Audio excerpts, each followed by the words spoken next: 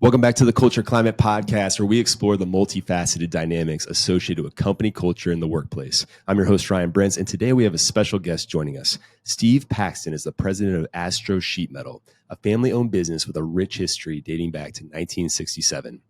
In this episode, Steve shares insights into the unique culture of Astro Sheet Metal, passed down through 3 generations. We delve into the values that have kept the company thriving and the challenges and rewards of working alongside family members. Stay tuned as we uncover the secrets behind Astro's success and explore the evolving landscape of family-owned businesses in the 21st century.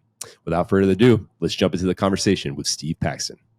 Welcome to Culture Climate, presented by STC. Company culture is complex, like trying to track down Sasquatch. But we're here to dive into the belly of the beast. Join us for firsthand stories from leaders, along with transformative ideas and insights impacting organizations and people. Ready to climb it? Let the journey begin. All right. Well, welcome back, everybody. This is the Culture Climate Podcast, and my name is Ryan Brents, your host. And today I'm here with the president of Astro Sheet Metal, Steve Paxton. So welcome, Steve. Thank you, Ryan.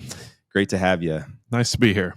So on the show, Steve, we talk about culture and how it is kind of a mystifying factor in all of business. Culture can be different things for different people or different organizations, but you have a very interesting story with Astro Sheet Metal because it is a family-owned and operated business. That's correct. You founded in 1967? 1967 by my grandfather, yes. So you were a third generation running and operating Astro Sheet Metal. Yes, going strong still. Awesome. So I really just wanted to start there, Steve, and I wanted you to talk about kind of the origin of the family business and how you kind of eventually found your way back into the family business. Sure. Well, the family business started before I was around, 1967, by my grandfather. He and a partner had worked for other companies for a number of years and decided to break out on their own. And so they did. And a couple of years into that partnership, his partner decided he did not like entrepreneurial life and left and sold his part out. And so became, solely owned by my grandfather at that point. And they did a lot of, we do custom architectural metals. But at that point, they did a lot of industrial, like plant maintenance and building hoppers and chutes and that sort of thing. And they did that. And then there were 4 sons that came along, also spent their careers in family business. My father, Alan, wound up running the business after my grandfather for about 26 years. So being around family business was just the way of life for me. I never experienced life without it. But when I was young, I didn't know that I wanted to pursue the family business. But as I got older and I saw it continue evolving, it started to mean more to me. As it kept going, I thought I have an opportunity to keep this going. And so, as that started to mean more to me, I wanted to get involved. So I was at a sister company, AST Waterjet, and eventually we made the decision to sell that company, and they asked if I would want to come over to the parent company, Astro. And so I did. At that point, I was looking forward to learning a new business and a new set of challenges. And so I did, and that was in 2006, and I've been there ever since. Here we are. Yeah.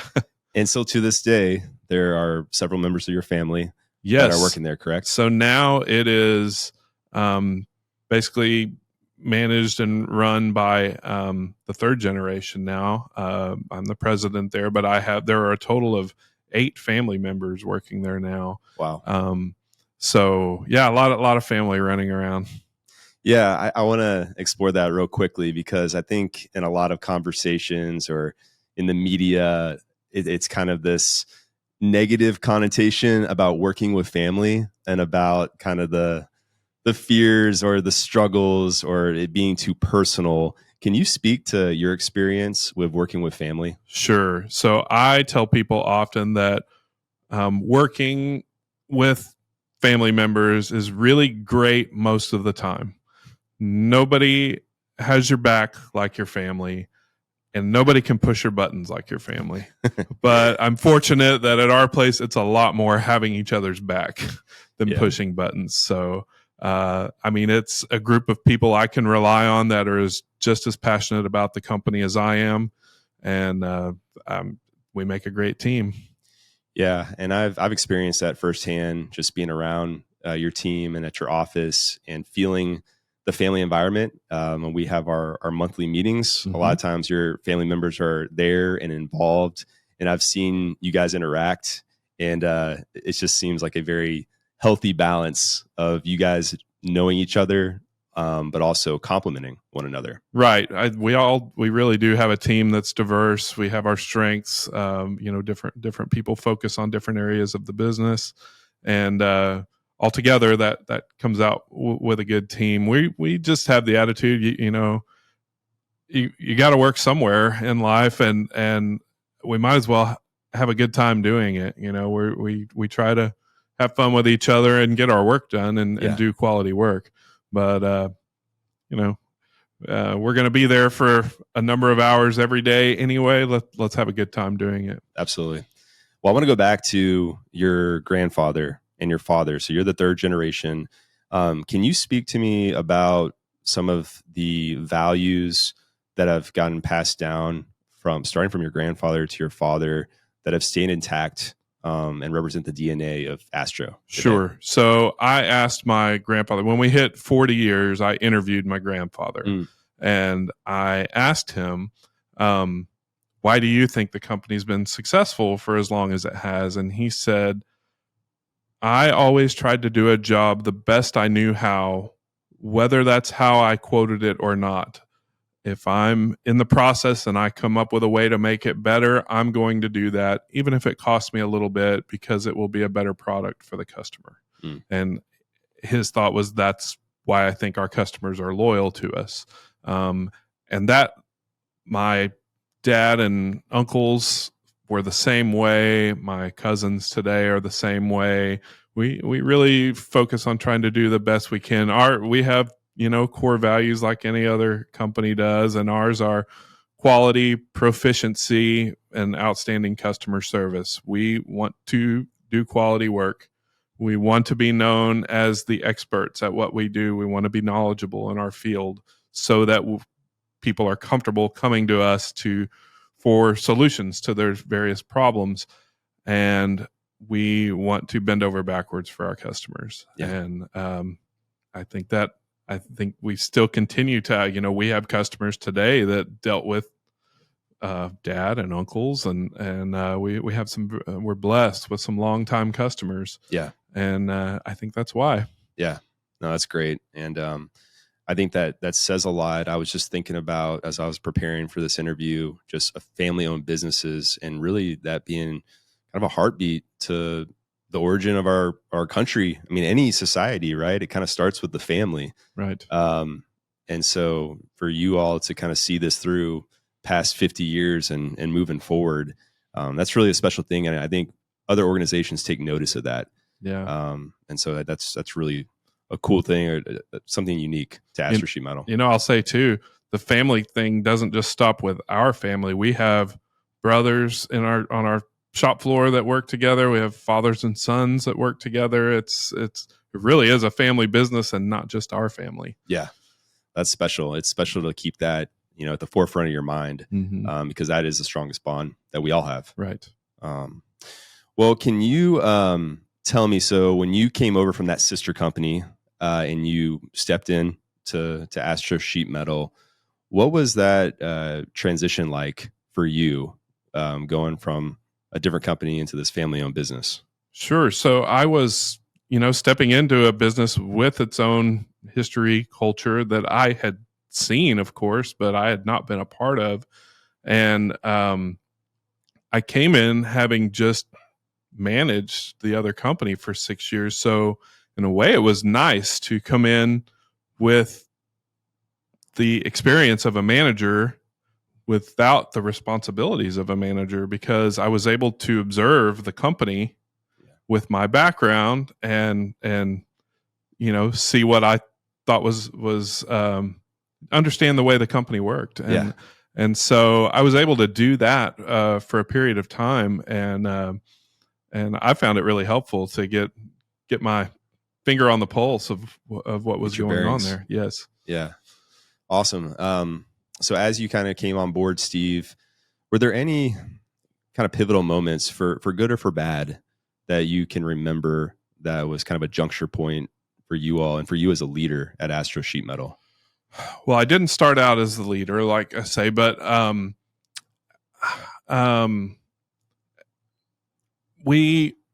found that it was a very traditional job shop. And so it was sort of the job of the office is to tell the shop what to do, and the job of the shop is to do whatever the office says.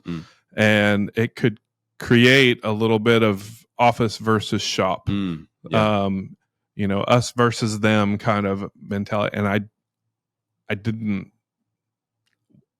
think that was healthy.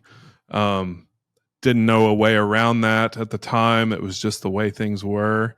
But, seeing that stuck with me. And it's something I've tried to work on in my time as manager there, is to break down that wall a little bit. I think the best way is we do monthly company lunches. We set up tables in the shop and office and shop. We all sit and have a meal and celebrate the birthdays for the month. And but it gives us a chance to talk, and and to realize it's not just some guy in an office. It's Steve, or it's whoever it might be. And we also, it's not just a guy standing at a press break. It's Joe or whoever it might be. And, it helps us be a better team. Yeah. So bridge the gap. Right. And we have that same thing here at SCC, and just like most companies have different departments, and we're always looking for ways to become more integrated and connected. Right. And so, I've noticed that you guys do that. I think that's awesome on those lunches. Can you speak to, I know another pivotal time period was when you all moved into a new facility in Grand Prairie. Yes. Correct? Yes. Can you tell us about that kind of unique time frame and the challenges associated with that? Sure. So we had been in the same facility in Irving for over 50 years. And we had a lot of long-term employees also, blessed with a really good team of long-term employees. And as we moved, I realized that here was this opportunity as we moved from this darker, dusty, facility to this new, pristine, new great place. site, yeah. And we put some time into, getting everything bright and nice and organized, because I knew we had an opportunity there to kind of shut the page on any past bad habits or culture issues that we had, and move forward with building something new. And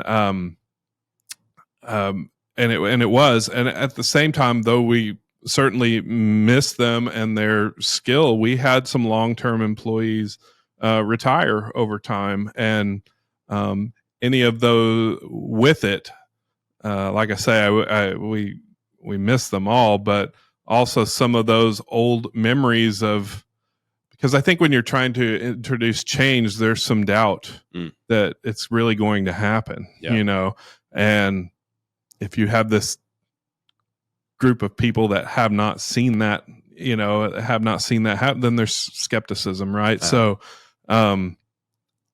it gave us between the new facility and some new faces, it gave us a chance to kind of make a fresh start with some of in terms of reinvent culture. Yourself. Yeah. Now we still have family members, and our values as a company have not changed. But it just gave us a chance to do things differently, and a reason to do it, being this new start. So that certainly helped. Yeah. Yeah. And I can attest to it. I mean, I didn't know, obviously, the old facility, but the new facility is a a well-running, well-oiled machine shop. Well, thank you. And you guys do a great job there. And so a lot to take pride in. Thank you. At the new facility. Kind of transitioning now, Steve, to that workforce. So, the ones that are doing the work for this steel fabrication or custom design. Can you talk about kind of the workforce in general, some of the challenges with bringing people on and how you guys have adapted to that? Sure. Well, first and foremost, I sit at a desk all day. I'm wasting my time. If there are not people building the work, they are the heartbeat of what we do. Yeah. But it's true that today's generation hasn't had shop class and hasn't had some of those opportunities to build their skills while still in school. And so there can be a skills gap there. And we realized a few years back, it would be helpful if we can replace some of the art with custom metal fab, replace some of the art with technology. Let that fill in some of those gaps or accelerate the learning curves for our new people so that they can pick up the skills we need in our business. And we've tried to do that. We've added some, laser cutting and laser welding technology and things like that. Software, for our modeling and things like that we've added. And we've tried to add to that. And our people have taken really well to it too. They have jumped in and embraced it. And it's a challenge to figure these new ways out. Yeah. And they step up and they're doing that. And so it's helped us continue to put out quality work, even though we've gone through this change, over the last few years.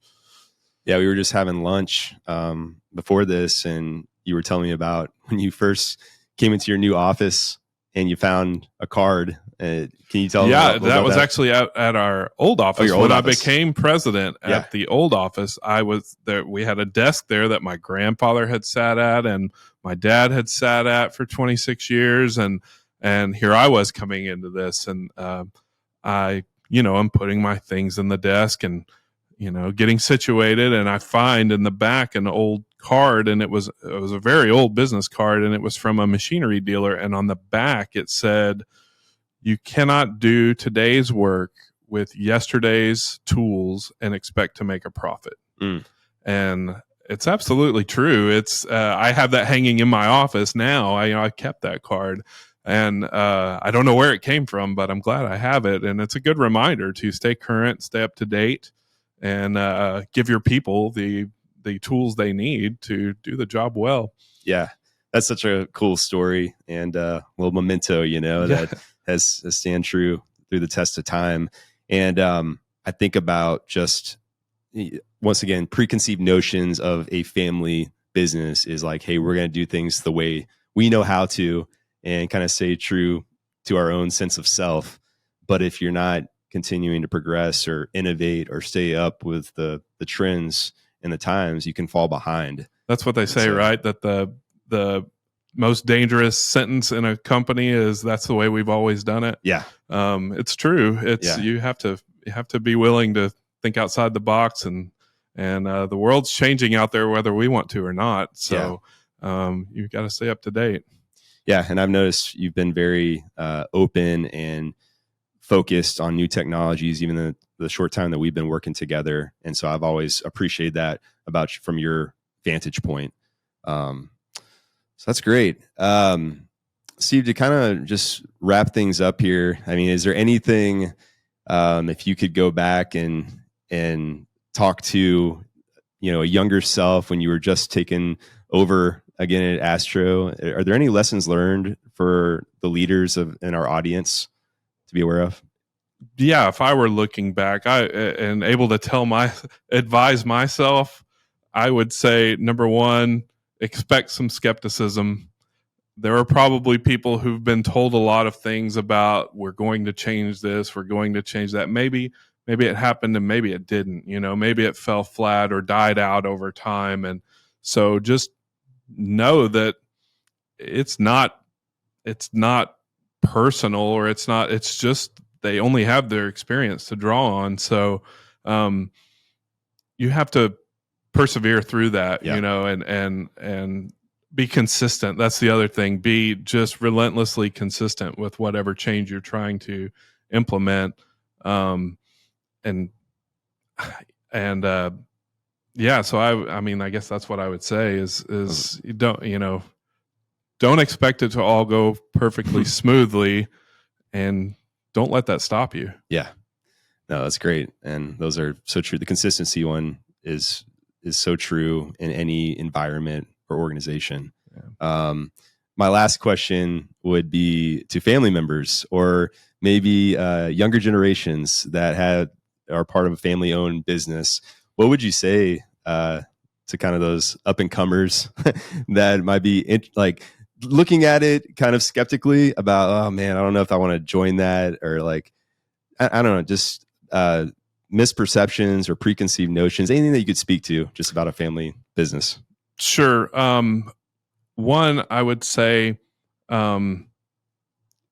it's beneficial to separate business and family as much as you can. Of course, your family 24 hours a day, but